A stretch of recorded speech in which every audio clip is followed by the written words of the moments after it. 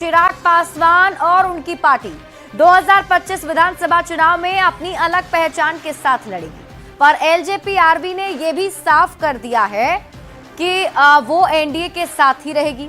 तो आखिर चिराग पासवान का प्लान क्या है और उनके इस बयान के क्या मायने हैं, ये समझना जरूरी है।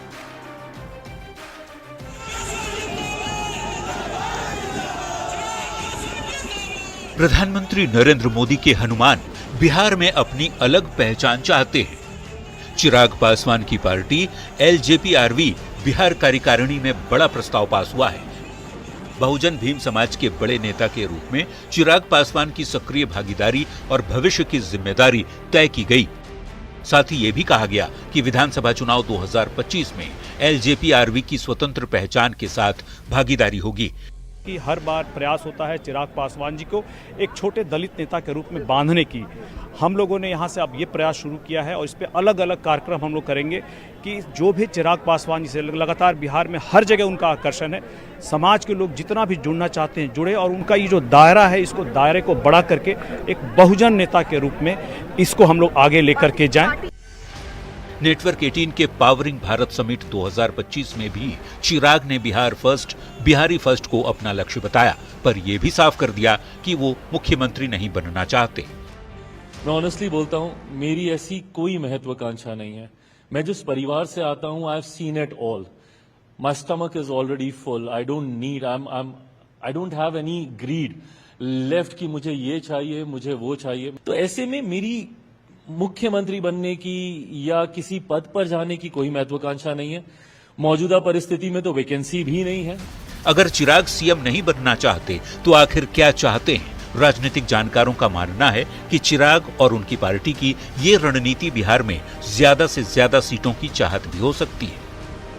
सीटों के बंटवारा को लेकर के भी एक इशारा हो सकता है कि अगर हमें सम्मानजनक सीटें नहीं मिली अलायंस में तो फिर हम अपने तरीके से भी सोच सकते हैं।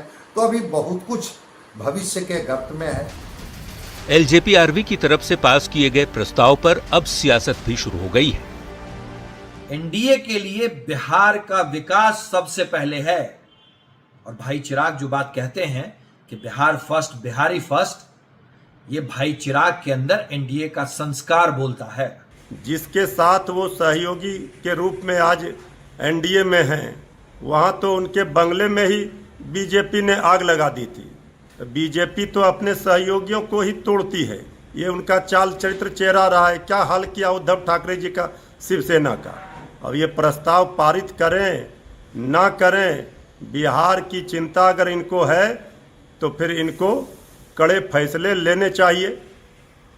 रामविलास एक स्वतंत्र पार्टी है और हर पार्टी की तरह वहां भी बैठकें होती हैं, लेकिन मजबूती से आदरणीय चिराग पासवान जी ने कहा है कि नीतीश कुमार जी के नेतृत्व में एनडीए का कुनबा लड़ेगा, बिहार के लोगों का आशीर्वाद मिलेगा और फिर से हमारे नेता नीतीश कुमार जी सूबे के मुख्यमंत्री होंगे।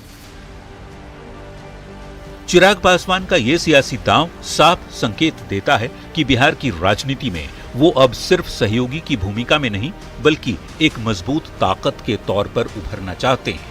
न्यूज़ 18 के लिए पटना से विनीता मिश्रा के साथ दिल्ली से अमितेश सिंह की रिपोर्ट।